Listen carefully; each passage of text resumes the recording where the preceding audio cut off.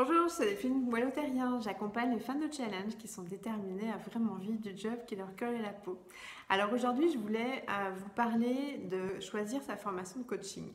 Donc moi, je suis coach depuis 2007 et j'ai très régulièrement cette question en message privé ou par mail, bref. Du coup, j'ai décidé de faire cette vidéo, comme ça au moins je pourrais l'utiliser et puis je me suis dit que peut-être aussi ça pourrait vous aider aujourd'hui. Vous êtes peut-être en train de choisir votre formation de coach. Donc j'ai pris quelques notes. Je dirais qu'en avant-propos, ce que j'aimerais amener, c'est quelque chose d'assez important parce que en fait, quand on prend la décision de se former au coaching, c'est généralement parce qu'on a décidé d'avoir un métier de relation d'aide. Et du coup, assez naturellement, on se tourne vers le coaching, ce que j'ai fait moi. Donc, c'est pas.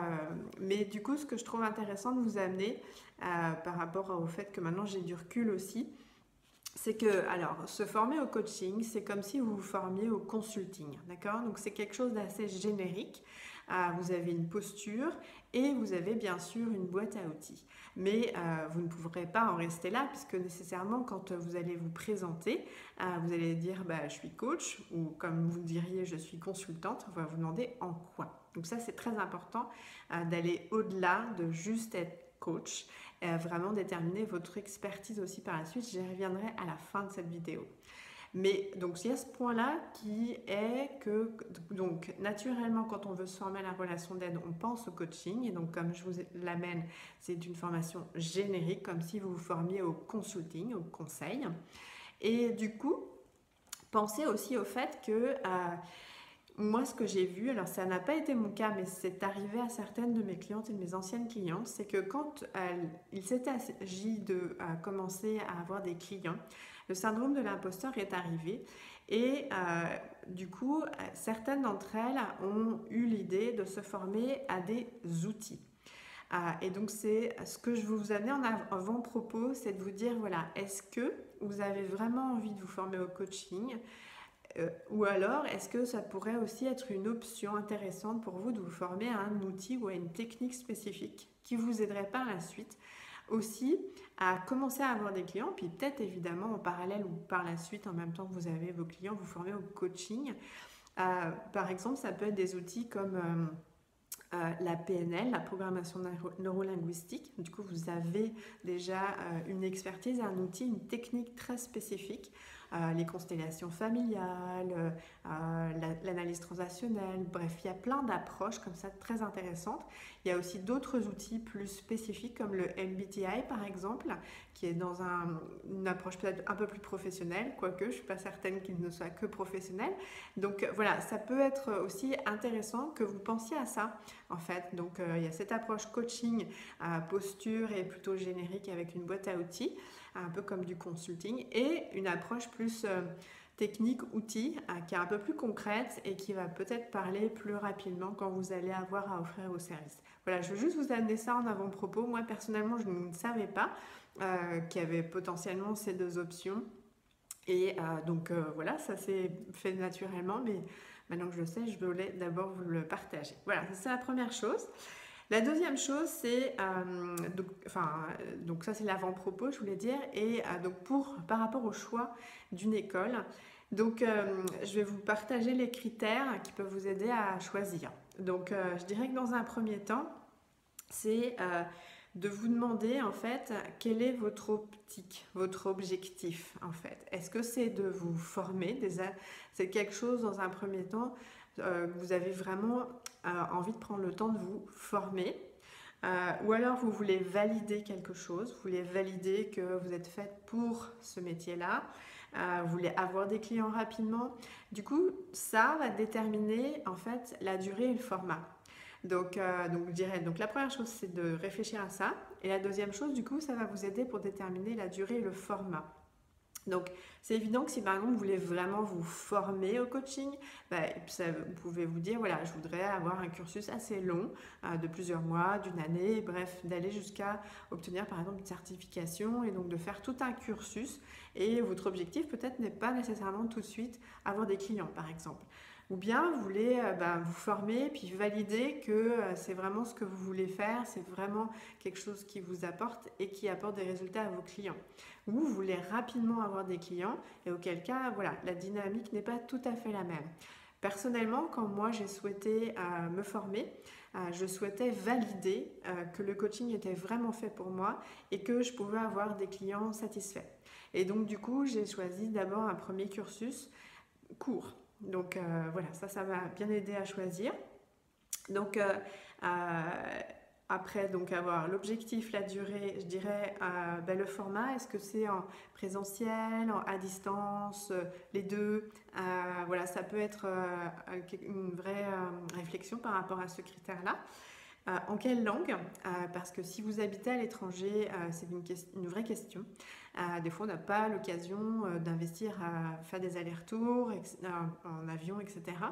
Donc, c'est important de réfléchir à ça.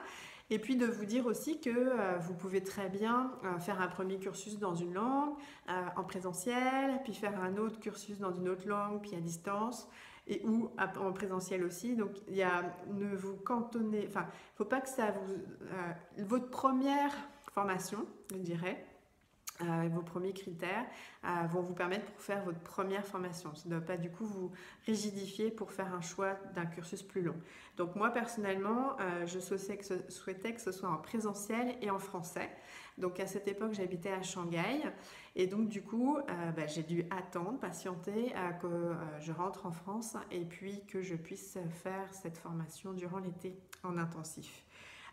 L'autre critère donc, est celui pour lequel vous allez peut-être réfléchir à est-ce que vous voulez avoir une accréditation, une reconnaissance de l'école.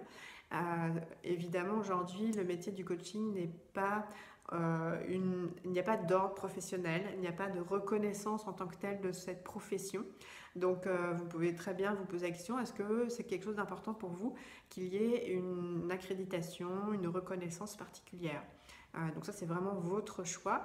Moi, personnellement, j'ai souhaité en fait que les écoles que j'ai faites, qui ont jalonné mon parcours, étaient reconnues par l'ICF, donc l'International Coaching Federation, qui est l'accréditation internationale, et le MCC, c'est European Mentoring Coaching and Counseling.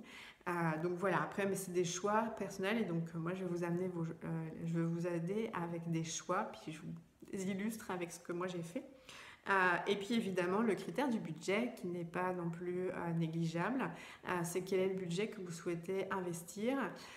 Et du coup, ce que je vais vous amener dans cette approche de budget, c'est aussi de vraiment considérer que certes vous allez vous former, mais ce que moi je veux vous amener, c'est que il est évident que vous allez avoir envie d'avoir des clients.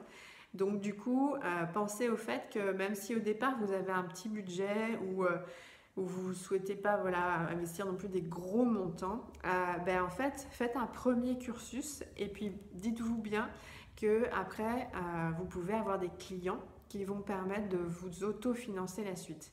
Ça, c'est vraiment hyper important et puis vraiment, c'est dans cette approche-là que vous allez pouvoir réussir en tant qu'entrepreneur à gagner votre vie de mieux en mieux et c'est un switch de posture hyper important parce que vous former au coaching, c'est une chose, ça va vous former au métier, mais ça ne vous forme pas à gagner votre vie de ce métier.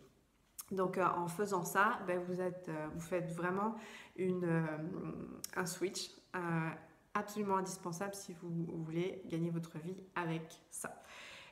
Donc après, ce que je dois vous partager quand même pour aller jusqu'au bout de cette information, c'est que, et là je viens juste de l'amorcer, c'est que vraiment considérez aussi que dans ces formations de coaching, donc ce sont des formateurs, ce sont des écoles et ils n'apprennent pas à vivre du coaching ensuite.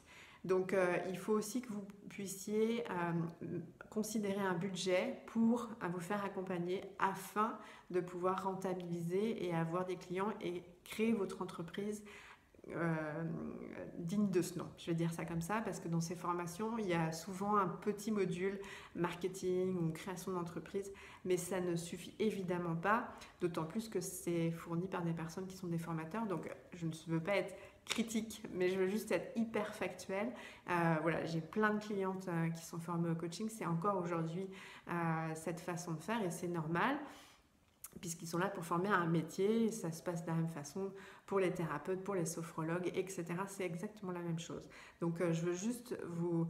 C'est très important pour moi de vous le dire, quitte à être un peu lourde sur le sujet, d'avoir un budget pour vous former au coaching, quitte à ce que vous ne fassiez pas un long cursus si vous avez l'intention d'en vivre et que vous investissiez dans un accompagnement pour vraiment vous aider à créer votre entreprise et à rentabiliser cette formation métier afin que vous deveniez vraiment entrepreneur et pas juste coach. Voilà, sur ce, si vous êtes intéressé à ce que vous puissiez vivre du coaching, n'hésitez pas pour que nous en parlions ensemble, puisque, comme je vous le disais en introduction, moi je suis coach depuis 2007 et mon entreprise a connu un beau succès durant toutes ces années. Donc je serais très heureuse de pouvoir discuter avec vous et puis vous expliquer quel programme pourrait vous correspondre. Voilà, je vous dis à très bientôt. J'espère que tout ceci vous aura aidé à choisir la formation qui vous va bien. Au revoir et bientôt.